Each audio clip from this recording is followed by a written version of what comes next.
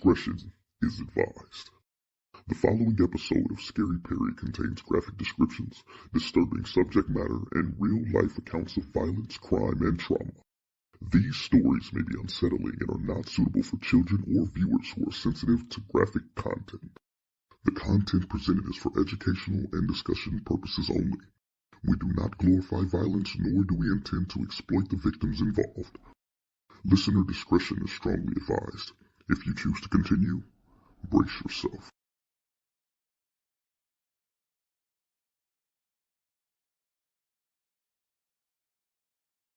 Good evening, everybody, and welcome to another episode of the Scary Parre Podcast.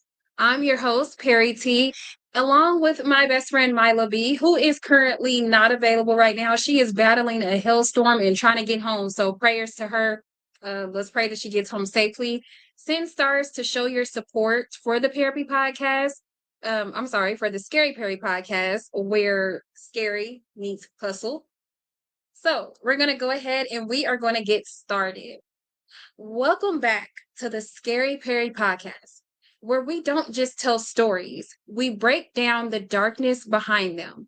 I'm your host, Perry T, and tonight we are stepping into one of the most chilling cult stories in American history. Not just because of what happened, but because of how it happened.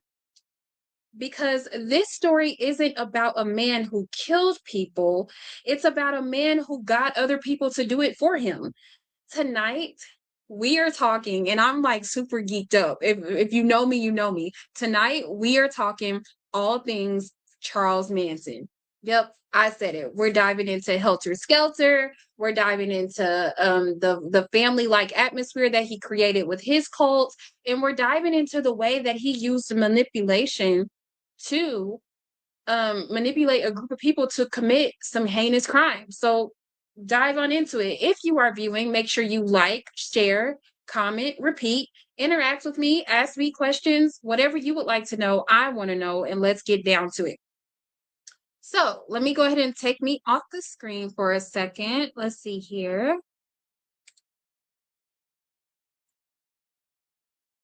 So again, the man we are talking about is Charles Manson. Let's go ahead and get his picture up so you guys can see what I'm doing here. Let's share screen. Okay. Let me make sure you can see this. Add to stage. So this man here is Charles Manson. All right. Charles Manson. Okay. Let's go ahead and let's talk about him for a second. So Charles Manson wasn't born into power. He was born into chaos, abandonment, and instability. A revolving door of reform schools and prison time, just always in and out of trouble, right? Right. So because he was always in and out of trouble, Manson didn't, every time he went into prison, he was always overlooked by people, always overlooked by adults, things like that. Manson didn't come out of prison with money or connections. So unlike our other cult leaders that we talked about, Manson didn't have funds. He was not a rich person. He was not a rich cult leader. He wasn't like a Jim Jones where he used the people in his following had money, or like a Keith Raniere with the Nexium cult, where everybody there, they had money, right? Right. He wasn't like that. He didn't have connections. He didn't have status. He came out with something else when he went to prison. He came out with an understanding. So he came out with an understanding of people, an understanding of vulnerability, an understanding of how to read someone and tell them exactly what they need to hear. And that right there, baby, that's dangerous, because manipulation doesn't always come from strength. Sometimes it comes from someone who has studied brokenness up close. And let's just kind of be real here. When you come from a broken family, you are taught on how to act and move on survival and not love. You are taught that you have to manipulate things and people to get the better outcome for yourself. I want to give a shout out for you guys for sending the stars, for sharing the live, and being a part of the comments. Thank you so much for that. So we're going to go ahead and jump into segment 2, the birth of the Manson family. In the late 1960s, Manson gathered a group of mostly young followers, many of them women. They called themselves a family, but it wasn't family. It was control disguised as belonging. They lived together, isolated, sharing everything, including identity. And Manson, he positioned himself as more than a leader. He became a teacher, a prophet, a guide, and eventually something close to a god in their eyes. Okay. So hear me out. Yes, definitely a manipulator for sure. Once someone becomes your entire world, they don't need change to control you. And Manson quickly learned that. He quickly learned his following demographic that he needed, which was young. Most of them were women. Most of them liked drugs, right? Most of them liked drugs. So once you get your following demographic and you get to know, okay, if I do this if I give them this, it's going to manipulate them in my favor to make them feel like I'm a god. Oh, he's the one that can supply us everything. He's the one that can teach us how to do this. A lot of his following, when I did my research, were teenagers, but they were older teenagers. They were fresh, like 18, 19, around that age, 18, 19, 20. So these were impressionable kids, very impressionable. And at that age, you're coming to yourself. You're just graduating high school. You're trying to figure out life. You're trying to figure out who you are. On top of you're experimenting with drugs, you're experimenting with sex. And when you are away from your parents, you're experimenting with finding your identity of who you are. This man, Charles Manson, was giving them their identity. He was giving them their drug of choice that they were addicted to. He was giving them that love and support that they were fleeing from their parents, that they weren't getting. And so some of them weren't getting it. Some of them came from broken homes like him. And then not only that, he was also, like I said, giving them their identity, showing them this is who you are because I said this is who you are. This is who you are because I believe that this is who you can be. He did a lot of gaslighting and a lot of what's that word? A lot of gaslighting and a lot of it's gonna come to me because it's in my notes here and I'm going ahead of my notes. But yes, because once someone becomes your entire world, like I said, once they become your entire world, like he's got the whole world in his hands. Yeah. Once they become that, they don't need the chains to control you. He didn't need chains. Let's go ahead and go to segment 3 because segment 3 is going to put some things into perspective for us. So segment 3 is titled Music, Ego, and Rejection. So a lot of my followers, you guys, and a lot of my followers, a lot of my Facebook friends, a lot of the people that I interact with, you guys are a part of the music world. So I kind of want you to correlate this and how this kind of can, in a sense, could be something that happened in Kansas City. Hear me out. Here's where things take a turn. Manson believed he was destined to be a music star. He tried to break into the industry. He even had connections in Hollywood. But when that success didn't happen, something shifted. Rejection hit his ego hard. Hey, Victor, thanks for tapping in. Thanks for everybody tapping in. I appreciate that. And instead of accepting failure, he rewrote the story. So let's break that down because this is where it gets a little dangerous, right?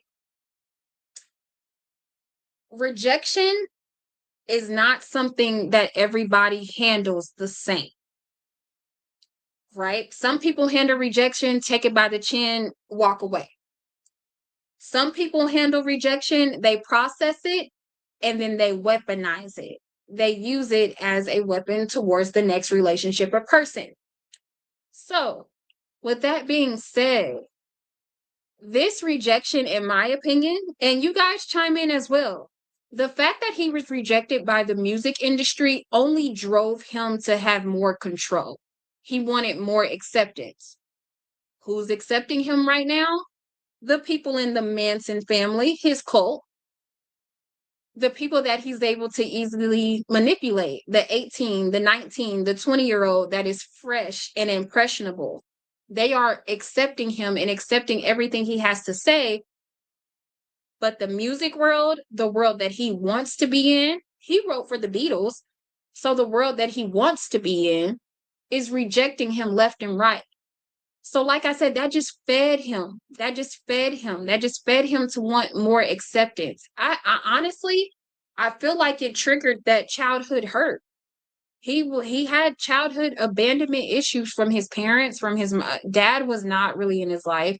Mom was, she was from my research, and forgive me if I'm wrong, but from my research, mom was in and out on drugs, and then he was also in and out of those facilities as well. Jay said he was supposed to go on tour with the Beatles, but instead they stole his song. I don't know about you. But to my artists, that would have sent me. Now, would I have started a cult? No, I wouldn't have started a cult. But that would have sent me. That probably would have made it a Jet 2 holiday around that piece. Okay? Not even going to hold you. I probably would have been flipping the table is an understatement. Because when you love music, like he loved music and he felt like that's where he should have been.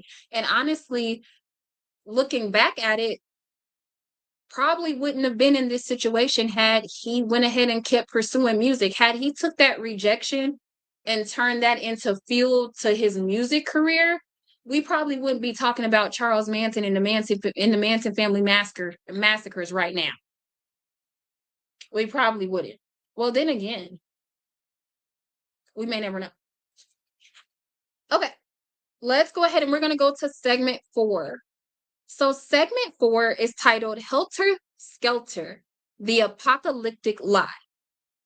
So, of course, the Beatles have a song called Helter Skelter. However, Manson created a belief system called Helter Skelter. And with that belief system, he claimed that a race war was coming, a violent apocalyptic uprising. And according to him, his followers had a role to play in it. Now, here's the part that's scary, Parre. He didn't just predict chaos, he tried to start it. Jay, me and you need to talk. Because I definitely, if your aunt could kind of send me a snapshot of those letters, I would greatly appreciate it. I'm a huge Charles Manson enthusiast, and that would just kind of help my little library. So me and you definitely need to talk. But yes, he didn't just predict chaos. He tried to start it. So imagine believing someone so deeply that you're willing to help them create destruction to prove them right. Now, if you guys remember when we did a few weeks ago, when we did Waco and we talked about David Koresh, how he was able to get his followers to really believe him as the second coming of Christ was because he kept telling them the government is going to come and mess with us. The ATF is coming to mess with us. The FBI is coming to mess with us. He kept preaching that to them. And so every time the government came and knocked on their door, it was almost as if what he was prophesizing was correct. But no, you had a whole bunch of mass weapon machinery in your compound. They were coming to check out they were coming to check the spot. They was checking the temperature. But when you're preaching it to your followers of these people don't like us, they're coming to get us, and it's actually happening, they're coming to get you. It's like everything that you're saying, it's confirming what you want them to believe in. So that's exactly what Manson was doing. He was confirming what I want you to believe in, this race war, this race riot, this issue is happening. He wanted them to believe that so that he can continue to get their following. Well, along the same timeline as this happening, we do have race issues going on in the United States, in the South. I believe this was kind of close to the Black Panther movement, the Rodney King movement, all that. So what he was saying was not necessarily wrong. He was capitalizing off of it to get a following. And because it was happening, they were believing this man. Crazy work. Crazy work. Manson convinced his followers that violence wasn't wrong. It was necessary. It was destiny. It was part of something bigger. And once violence gets justified as purpose, that's when things spiral. Segment 5. We're getting ready to get into some heavy things here. So what we're getting ready to get into, if you are, if this is something that triggers you and you need a break from the live, go ahead and come out for about 2 to 3 minutes and then pop back in, say, hey, what's up? We are getting ready to dive into what actually happened. So segment 5 is titled The Murders That Shocked the World. In August of 1969, Manson's followers carried out a series of brutal murders. The most infamous ones, the killing of actress Sharon Tate and others in her home. And here's what makes this even more chilling. Manson didn't physically commit any of these murders. I'm going to send you a pic of his siblings, my grandma, his brother Luke. Oh, I would love to see that, please. Okay, sorry, guys. 2 things at once. Okay, Manson didn't physically commit the murders. He ordered them. He influenced them. He shaped the mindset that made them possible. That's a different level of power, because it's one thing to take a life yourself.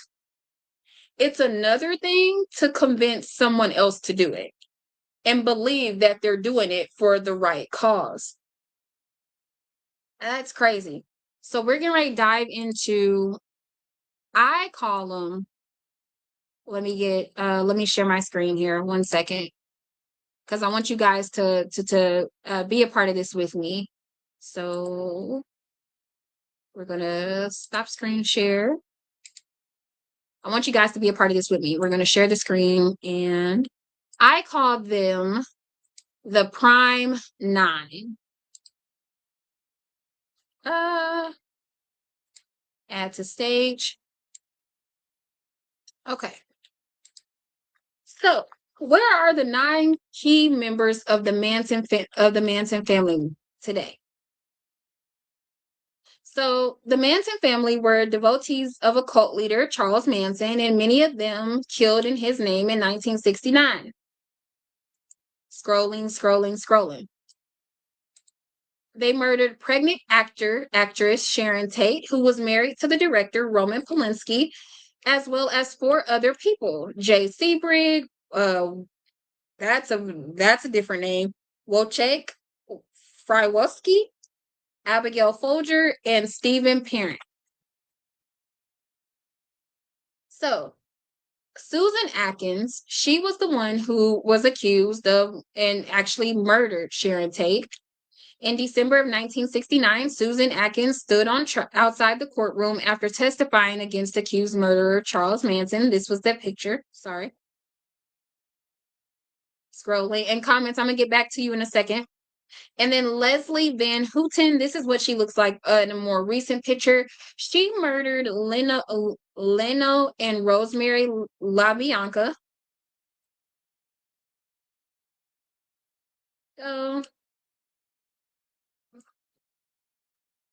And then Patricia Kirkenwinkel murdered Abigail Folger and participated in the murders of Rosemary and Leno LaBianca. So, here we go. Scrolling. And then Charles Tex Watson. He's kind of cute. murdered Sharon Tate, as well as Rosemary and Leno LaBianca. And this was him. This is a picture of him arriving to his arraignment hearing in March 1971. Scrolling.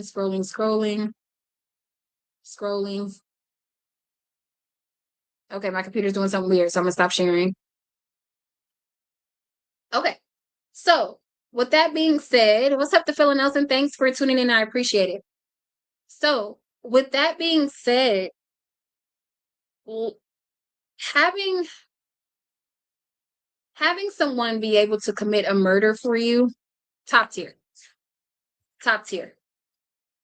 Like it's not something I'm glorifying by any means. I just want to put that out there, but that is top tier level of manipulation. How did he control them? This is the question everyone asks. How did he get people to do this? And the answer, layers of manipulation. From isolation, which when he isolated them, they lived on, like I said, on that movie ranch. What's up, Heart of 50 States? Thanks for tuning in. They lived on that movie ranch. And the guy that owned the movie ranch, he was an older gentleman. He had said, and when I say movie ranch, it was a movie set, like a set stage where they filmed old Western movies. And he had told them, he made a deal with Charles Manson and the family. If you guys work the ground, take care of the lot, and then of course exchange sexual favors or whatever, along with drugs as well. If you guys exchange with that, you can stay here rent free. Take care of yourselves, all that. There was children there. The women had children. Of course, some of them had them by Charles Manson, this, that, and the third, whatever. But he isolated them. They had their own compound, if you want to call it, kind of like Waco. Waco had their own compound. Jonestown own compound.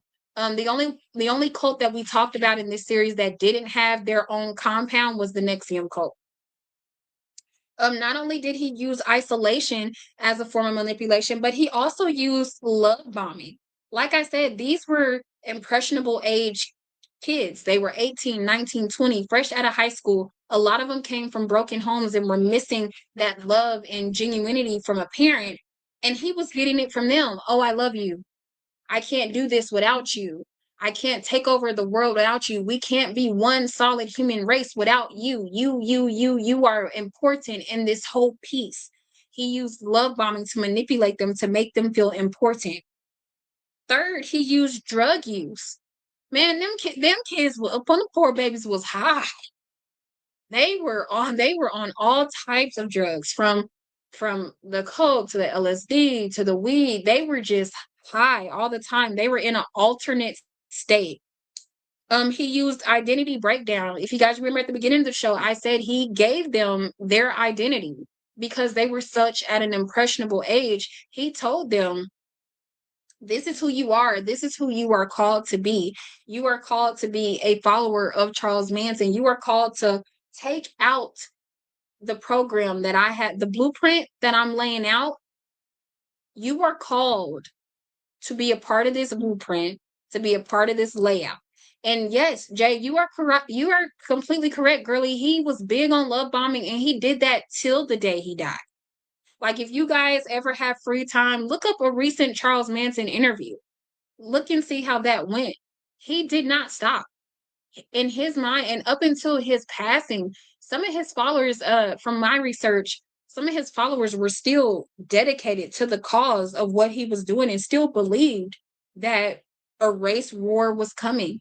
Helter Skelter was going to be a thing. They still believe that. Yes, he did nickname him. Like, for instance, Tex, that was not his name. But he was such a fine individual. Y'all know I love me. Y'all know I love them white teeth. Man, listen. All right. Identity breakdown and rebuilding their belief systems. Manson made his followers feel chosen, special, and seen. Then he slowly removed their ability to think independently. So, my question that I had this question for Mila, which I'm gonna save it for her because I have something I got to tell you guys later. So I'll ask it to you. Audience, please engage in the chat and let me know your answer to this question. Is it easier to control someone when you break them or when you make them feel like they finally belong? Is it easier to control someone when you break them down or when you make them feel like they finally belong? There's no right or wrong answer here. Just let me know what you feel. Let me know your thought pattern. To me, in my opinion, I feel like it's easier to control them when you make them feel like they finally belong because it gives them a sense of hope. It gives them a sense of you actually care about me. And I feel like they're going to be willing to do whatever it is that you want them to do. Versus the other one, controlling someone when you break them. I feel like at that point, you break them into fear. Now they're doing things out of fear. They're not doing it because it's a love, they feel a love reciprocation type of thing. They're doing it because I'm scared of the outcome. Let me just go ahead and get it done. That can, in turn, in my opinion, cause future problems later on, legal problems down the road, if you get what I'm saying. Okay, so Jay says when you make them feel like they finally belong. Okay. Anybody else viewing would like to give a comment? Is it easier to control someone when you break them or when you make them feel like they finally belong? While you guys are putting your answer in the comments, I'm going to go ahead and move to section number 7, segment 7, the arrest and the trial. So eventually the truth came out. Manson and his followers were arrested, and during the trial, Manson didn't act remorseful, he didn't act shocked, he acted in control, even in cuffs, even facing life in prison. 1 second, I have to get my video up here. So the video...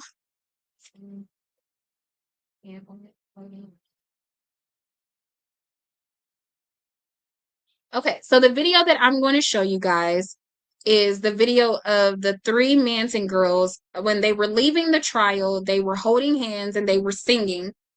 This is a pivotal moment in history because this is when we talk about the Manson, Charles Manson and the Manson murders in the trial, this often comes up, and you can kind of see how brainwashed these women were. Let me get this pulled up here.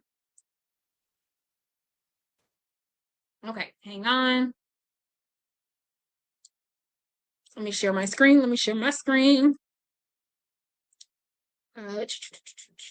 Where is it? Okay. We're going to share screen, and then let me go back here and hit present.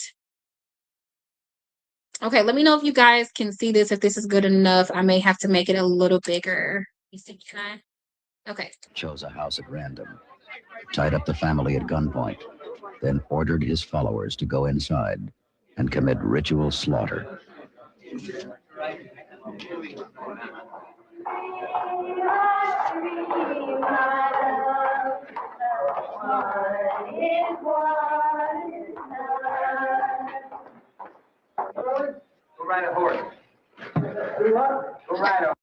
So that video, you may not have got to hear them actually singing, but I'm going to go back and play it so that you can see how they walked in united, holding hands, and they were actually singing a song. And it was actually, when you hear the audio of the song, a little kind of creepy. Very, very creepy.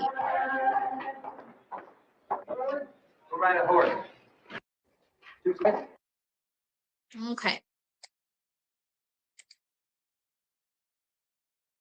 That's what everyone wants, is to belong. I believe that. I definitely believe everybody wants to belong as well.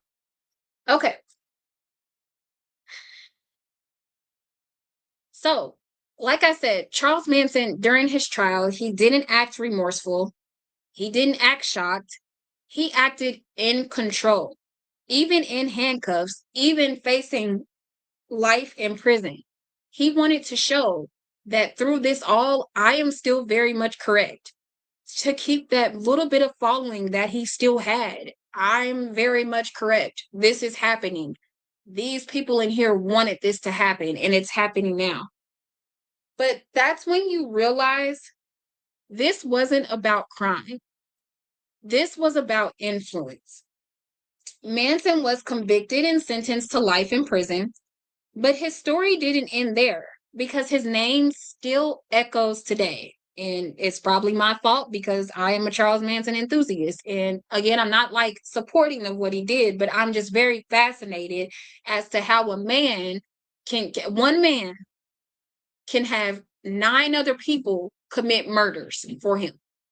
Blows me every time. Every time. So the scariest part of Charles Manson isn't the murders, it's the fact that he never had to pick up a weapon. He built a belief so strong, the others acted on it. That means the real weapon was his influence. So, question for my people in the chat, and for the people who are viewing, and for the people that are listening later. You can comment on the YouTube video. You can also comment on the Twitch and Facebook video, or you can DM me. What would it take for someone to have that level of control over you?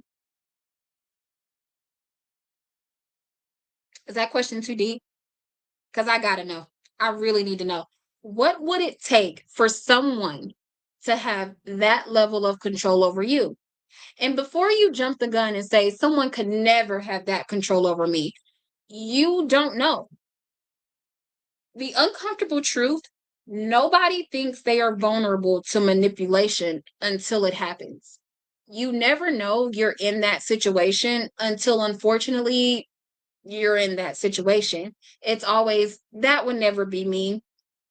I would never be manipulated like that. I'm too strong-willed and too strong-minded of a person, but you never know.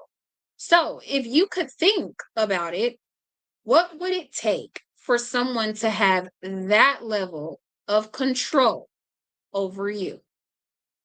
While you guys are thinking about that, I'm going to give my final thought. Charles Manson didn't just create followers. He created a reality where right and wrong were rewritten, where violence became purpose, where loyalty outweighed morality. And that's what makes this story stick, because it reminds us the most dangerous people don't always do things, or don't always do worse things themselves.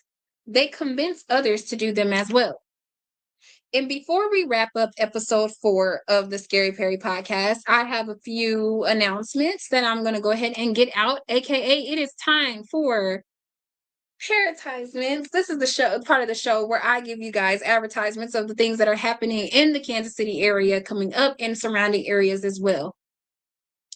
So on May 9th, we have the Battle of the Food Vendors. That is again Saturday, May 9th at the Royal Mansion. It is hosted by the Get It Off Your Chest podcast and Certified Red Bone. I hear she's thick, thick, thick, thick, thick. Anyway, it's at the Royal Mansion from 1 p.m. to 6 p.m. 6240 Raytown Traffic, Raytown, Missouri. Beat them there, don't meet them there.